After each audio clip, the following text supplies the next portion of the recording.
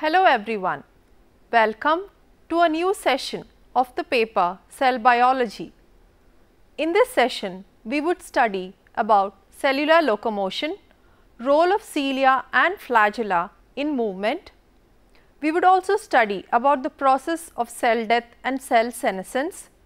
The process of cell differentiation in plants and animals would also be studied. Cell locomotion. Amoeboid movement. It is the most common mode of locomotion in eukaryotic cells. It is a crawling type of movement accomplished by the protrusion of cytoplasm of the cell involving the formation of pseudopodia. The cytoplasm slides and forms a pseudopodium in front to move the cell forward. This type of movement has been linked to changes in action potential. The exact mechanism is still unknown. This type of movement is observed in amoeboids, slime molds and some protozoans such as Naegleria gruberi, as well as some cells in humans such as leukocytes. Sarcomas or cancers arising from connective tissue cells are particularly adept at amoeboid movement, thus leading to their high rate of metastasis. Flagellar movement. A flagellum is a lash-like appendage that protrudes from the cell body of certain prokaryotic and eukaryotic cells.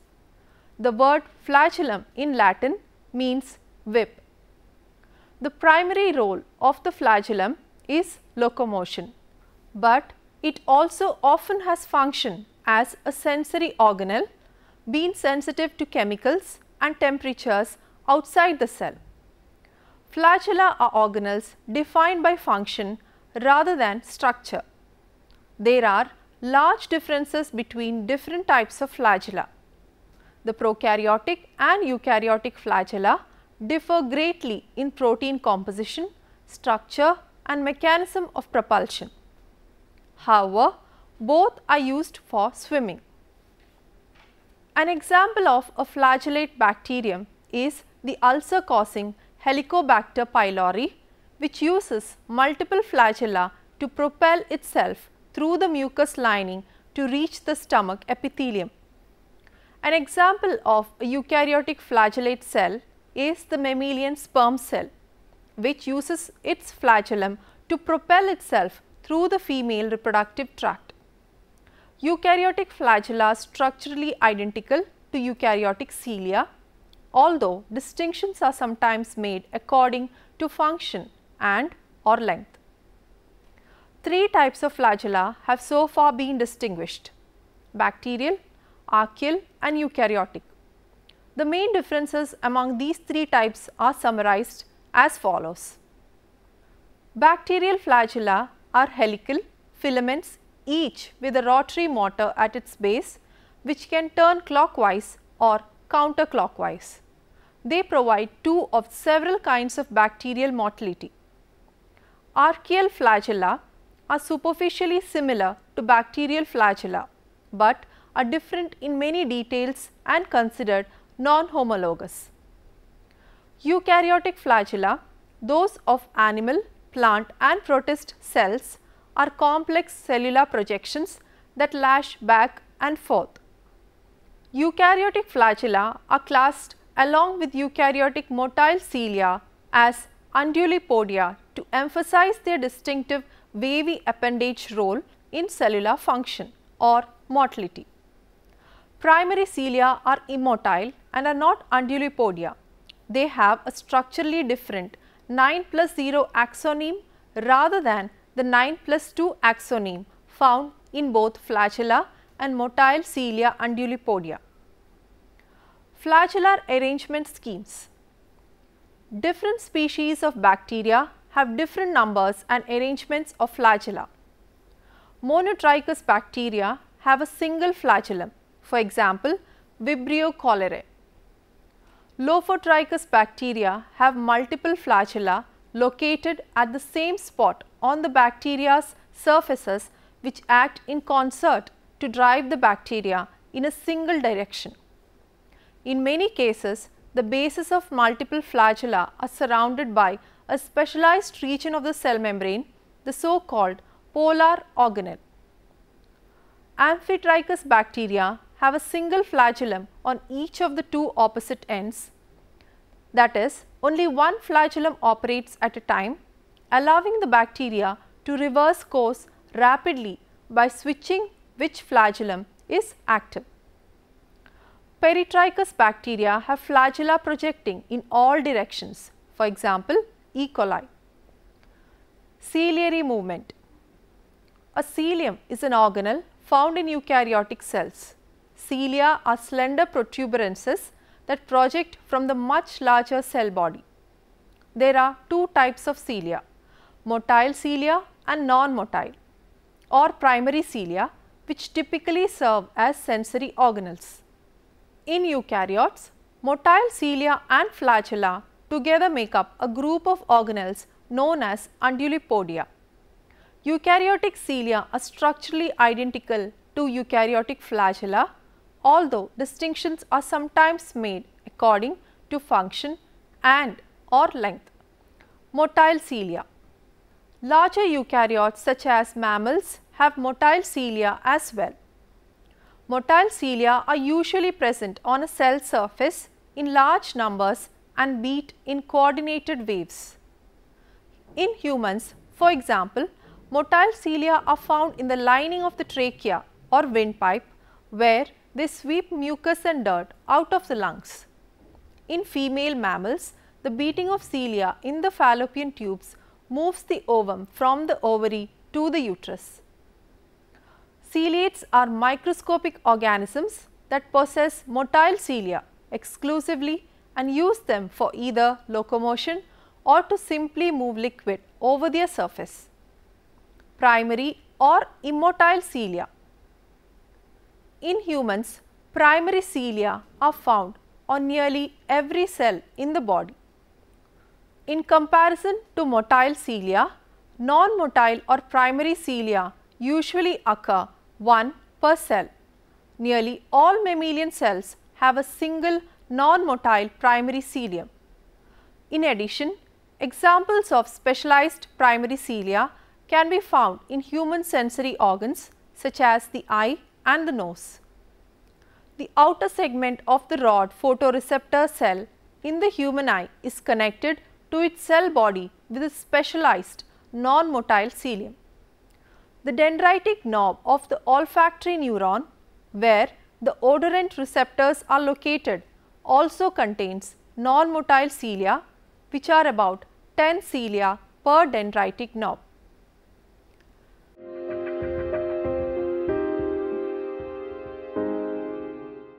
Muscular movement is the method used in most of the vertebrates, including man.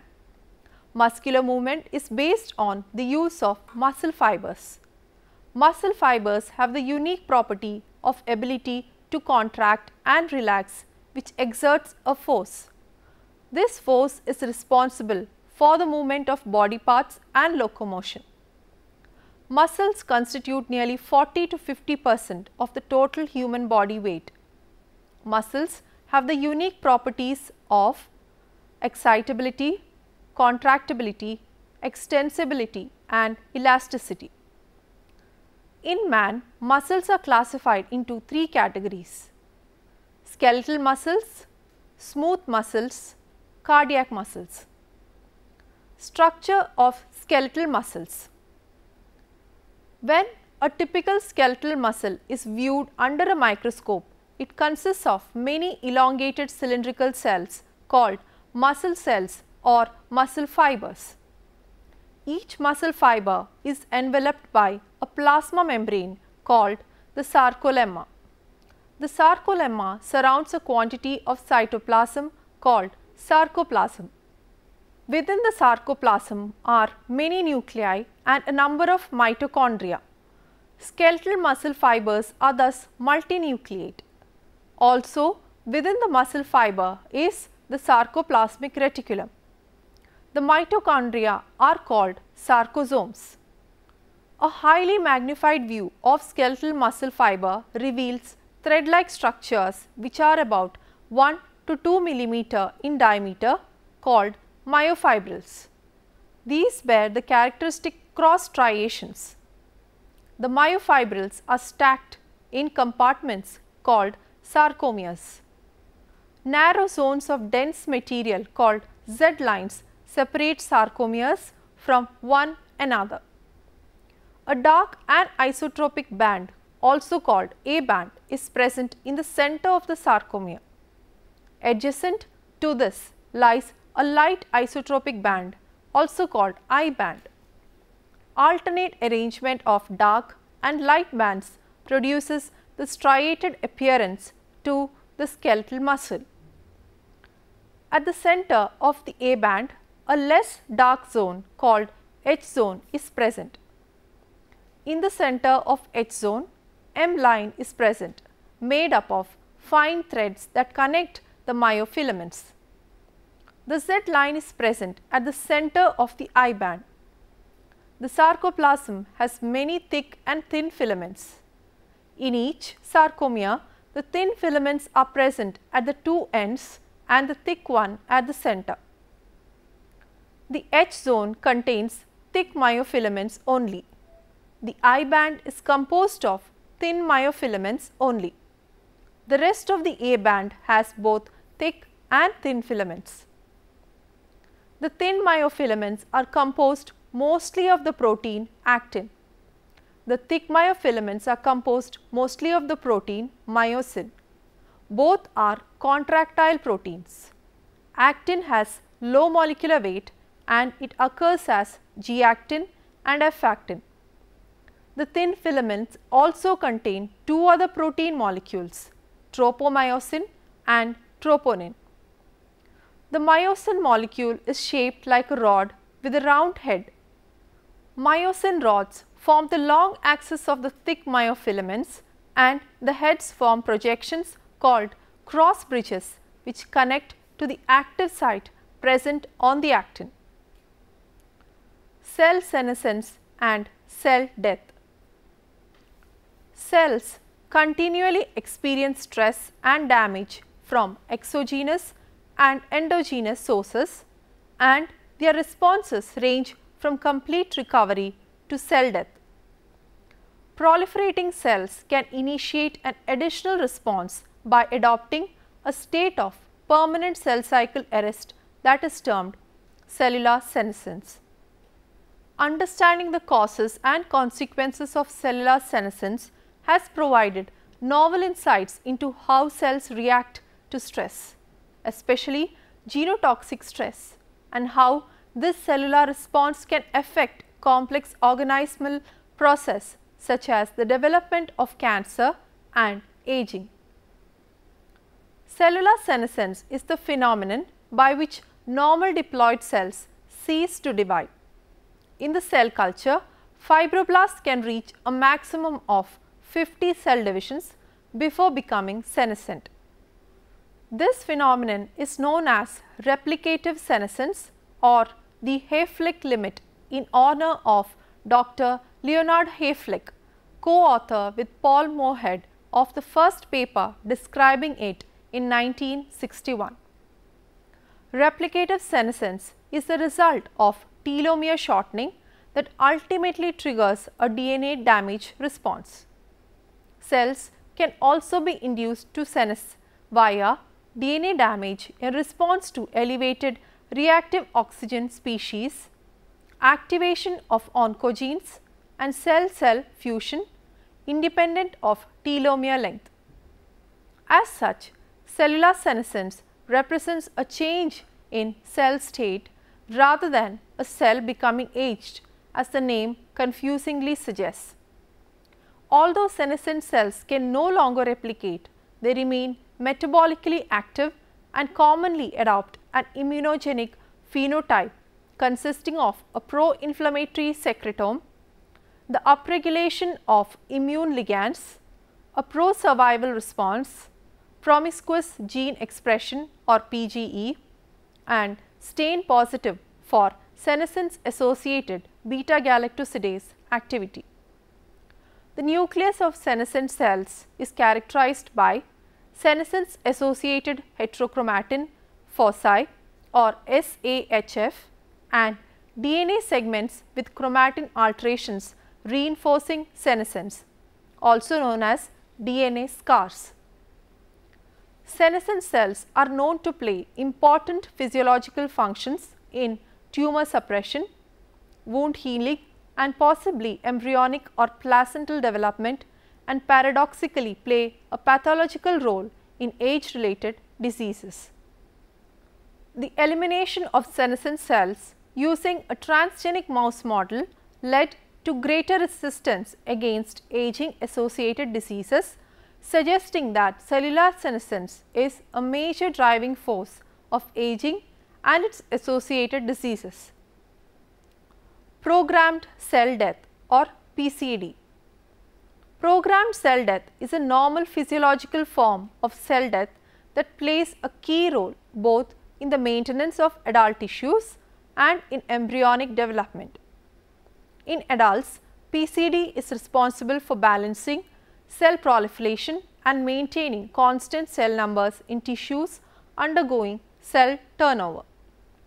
In addition, programmed cell death provides a defense mechanism by which damaged and potentially dangerous cells can be eliminated for the good of the organism as a whole. Virus infected cells frequently undergo programmed cell death, thereby preventing the production of new virus particles and limiting the spread of the virus through the host organism. Apoptosis and autophagy are both forms of programmed cell death, but necrosis is a non-physiological process that occurs as a result of infection or injury.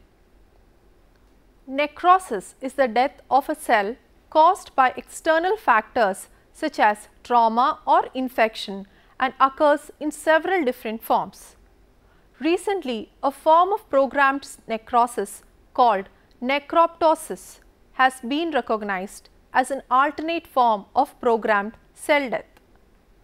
It is hypothesized that necroptosis can serve as a cell death backup to apoptosis when the apoptosis signaling is blocked by endogenous or exogenous factors such as viruses or mutations. The concept of programmed cell death was used by Locomotion and Williams in 1964 in relation to insect tissue development around 8 years before apoptosis was coined. Since then, PCD has become the more general of these two terms. The first insight into the mechanism came from studying BCL2, the product of a putative oncogene activated by chromosome translocations of 10 found in follicular lymphoma. Unlike other cancer genes, which promote cancer by stimulating cell proliferation, BCL2 promoted cancer by stopping lymphoma cells from being able to kill themselves. Apoptosis. Apoptosis is the process of programmed cell death that may occur in multicellular organisms. Biochemical events led to characteristic cell changes, morphology and death. These changes include blebbing, cell shrinkage, nuclear fragmentation, chromatin condensation and chromosomal DNA fragmentation. Autophagy. Macroautophagy, often referred to as autophagy, is a catabolic process that results in the autophagosomic lysosomal degradation of bulk cytoplasmic contents, abnormal protein aggregates and excess or damaged organelles. Autophagy is generally activated by conditions of nutrient deprivation, but has also been associated with physiological as well as pathological processes such as development, differentiation, neurodegenerative diseases, stress, infection and cancer. Cell differentiation in plants. Differentiation in plants refers to the process by which distinct cell types arise from precursor cells and become different from each other. Plants have about a dozen basic cell types that are required for everyday functioning and survival. Additional cell types are required for sexual reproduction. While the basic diversity of plant cell types is low compared to animals, these cells are strikingly different. For example, some cells such as parenchyma cells retain the potential to respond to environmental and or hormonal signals throughout their life, and under the right conditions can be transformed into another cell type, which is also known as transdifferentiation. Other cells such as the water conducting vessel elements undergo cell death as a part of their differentiation pathway and thus can never transdifferentiate to another cell type. Plant tissue systems. Each of the three tissue systems is found in a predictable location and consists of one or more multicellular tissues that carry out a unique function. For instance, the dermal tissue system is found at the surface of the plant and consists of a single tissue type, the epidermis. The epidermis functions to protect the plant from water loss, to permit gas exchange and to provide a barrier to the invasion of harmful fungi and other microorganisms. The ground tissue system occurs internally to dermal tissue and may consist of three tissue types: parenchyma tissue, collenchyma tissue and sclerenchyma tissue. Cell differentiation and development. Cell differentiation is only part of the larger picture of plant development. As plant organs develop, the process of organogenesis, the precursors of the tissue systems form in response to positional signals. Then, within each tissue system precursor, cell types must be specified in the proper spatial pattern. For instance, the spacing of trichomes and stomats within the protoderm must be specified before their precursor cells begin differentiation. Exchange of signals among neighboring cells is an important aspect of the process of spatial patterning and cell differentiation. In addition, long distance signals are required so that the strands of xylem and phloem cells within the leaf vascular bundles connect perfectly with those in the stem. Cell differentiation in animals. In cell differentiation, a generic cell evolves into a specific cell type, which actually is a response triggered by the cells themselves. This process allows the single celled zygote to evolve into multicellular adult organism constituting hundreds of various types of cells. Cell differentiation has been found to be very critical in embryonic development and also plays a pivotal role in the functions of complex organisms all through their lives. Cell differentiation process changes the size, shape, metabolic activity, membrane potential and signal responsiveness of a cell. The changes occur because the gene expressions possess highly controlled medications. Apart from few exceptions, changes in the DNA sequence are never initiated by the cellular differentiation process. Due to this, the distinct physical characteristics in each cell is possible even though the genome is similar. During the developmental stage of embryo, cell differentiation allows the growing organism to produce array of cells in huge number for further need. When the organisms mature, they possess adult stem cells, somatic cells and germ cells.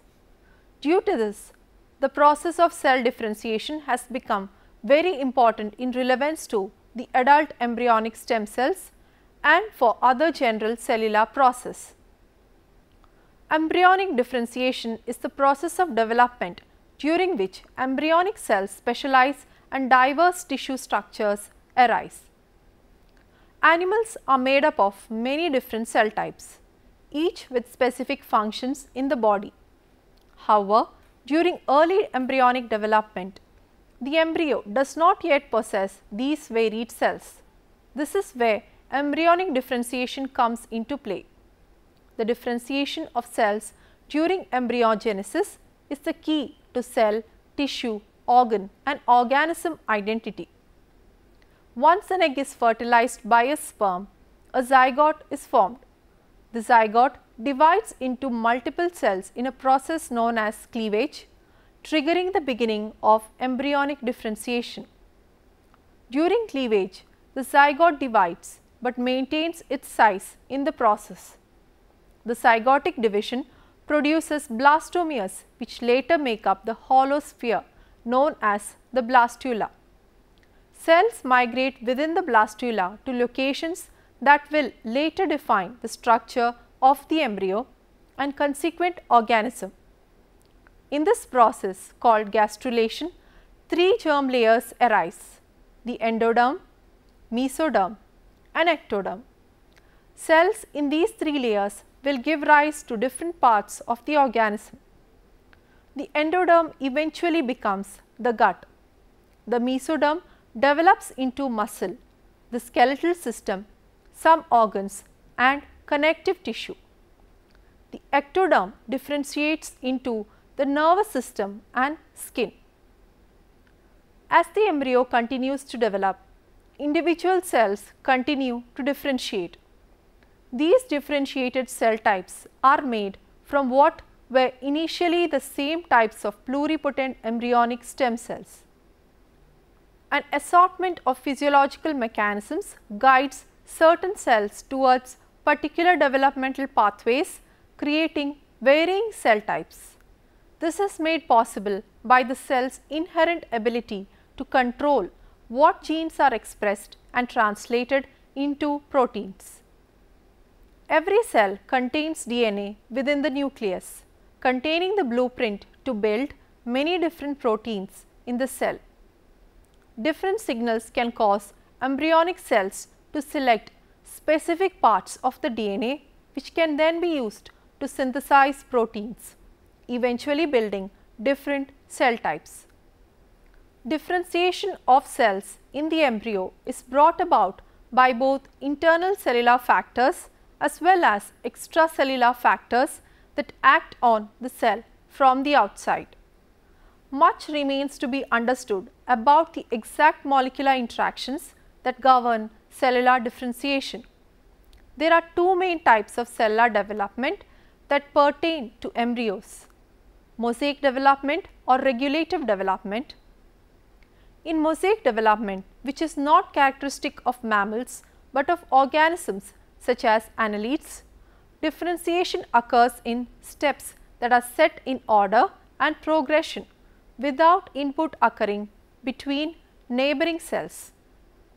On the other hand, regulative development involves the interaction of adjacent cells within what is known as embryonic fields. The advantage of regulative development is the flexibility that it confers to differentiation. For example, a cell's pathway may change depending on the cellular environment in which it is placed, not merely by its internal mechanisms. The process of embryonic differentiation is crucial to proper animal development. The process involved in embryonic differentiation continue to be explored and have relevance to studies involving embryonic stem cells and in vitro cell differentiation. Let us now summarize what we have learnt in this session. Migrating cells undergo a series of characteristic changes in shape: extension of a lamellopodium or pseudopodium, addition of the extended leading edge to the substratum, forward flow or streaming of the cytosol, and retraction of the cell body. Cell locomotion probably occurs through a common mechanism involving actin polymerization and myosin 1 generated movement at the leading edge, assembly of adhesion structures, and cortical contraction mediated by myosin 2. Cellular senescence, a state of irreversible growth arrest, can be triggered by multiple mechanisms including telomere shortening, the epigenetic depression and DNA damage. Together, these mechanisms limit excessive or aberrant cellular proliferation, and so the state of senescence protects against the development of cancer.